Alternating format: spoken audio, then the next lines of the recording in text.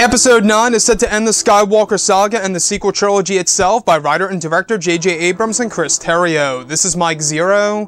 If you guys are new to the channel, do make sure to subscribe to see future Star Wars content. Now, one aspect of Episode 9 that a lot of people are truly looking forward to seeing in this movie is exactly how J.J. Abrams will utilize the character of Kylo Ren and even the group of characters known as the Knights of Ren. Now, these past couple of weeks or so, we've been learning a whole lot more about this film when it comes to some of the set leaks, the set designs, the concept art, and storyboard descriptions, etc. One of which has all to do with the character of Kylo Ren and the Knights of Ren in this movie in one of the opening scenes of the film. Specifically, a description of Kylo Ren inside of his throne room, pacing back and forth in front of his Knights of Ren that are kneeling down before him. It's described that Kylo is delivering a lecture to the Knights about the legacy of Luke Skywalker and how it is a very big threat to the First Order. The next goes over Kylo presenting a hologram of Luke Skywalker that the Resistance is using across the galaxy to spread hope and bravery to take on the First Order and Kylo Ren himself. It's described that this was General Leia's idea to send out a hologram of a younger Luke Skywalker in the form of a hologram, delivering an inspiring message that was used many decades ago. The next goes over Kylo walking around with the hologram in his hand, showing the Knights of Ren that he is still the enemy even after death, and that the legacy must be destroyed. The last goes over Kylo taking off one of the helmets of the Knights and looking at him or her in the eye.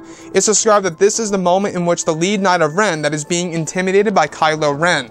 So I want to go over a couple of parts about this and as to why this sounds very interesting for sure. Now, it seems as though that this is J.J. Abrams' way of keeping the legacy of Luke Skywalker alive and well in Episode 9, and how Kylo Ren is actually very intimidated by all of this, of how much of an effect it's really having on the entire galaxy and how it's causing the galaxy to group together to take on the First Order.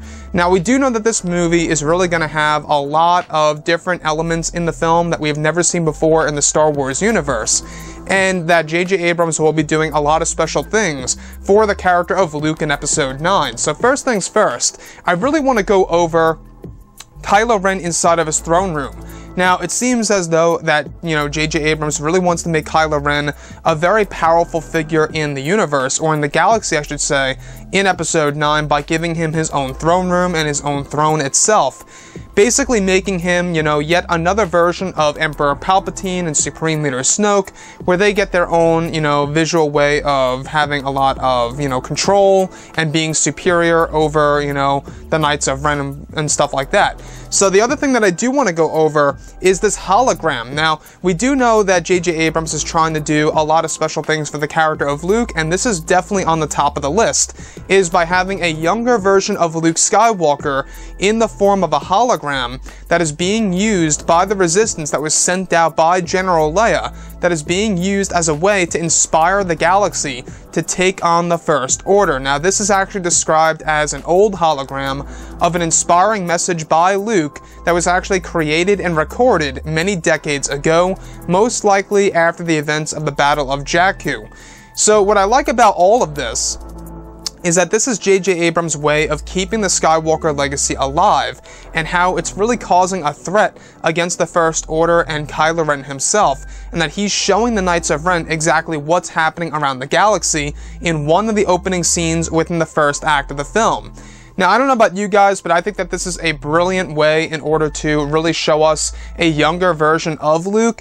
Now, we're not quite sure if Disney and Lucasfilm are using old footage from Return of the Jedi, or if they actually de-aged Mark Hamill for this scene in particular, where they're using a hologram of Luke Skywalker in his younger years.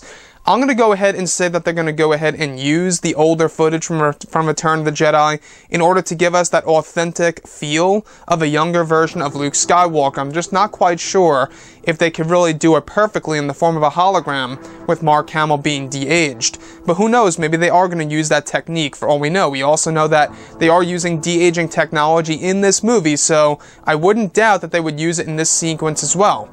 So the next thing that I do want to go over is the mention of the lead Knight of Ren.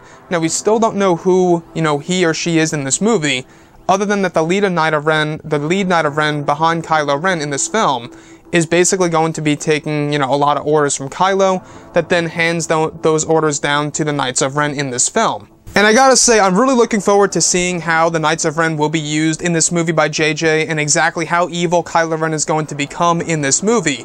We do know that JJ Abrams plans to make Kylo Ren a whole lot more evil than Darth Vader ever was in the original trilogy, so I'm not quite sure how they're gonna do that. You know, the big question remains is, of course, yes, he will be more evil than Darth Vader, that's the plan by JJ, but will he be more powerful than Darth Vader? Even Rey actually, exposed Kylo Ren's fear that he will never be as strong as Darth Vader, or stronger, if you will. So I'm really excited to see this whole entire dynamic with Kylo Ren being the master of the Knights of Ren, giving out orders, telling people what to do, firsthand. I cannot wait to see exactly what they're going to do with Kylo Ren in this movie. Anyways, guys, drop a comment below. Let me know what you think about all of this in the comments. And if you guys did enjoy the content for today, do make sure to drop a thumbs up on this video to support the channel. I thank you all so very much for the kind support, and I'll catch you guys next time.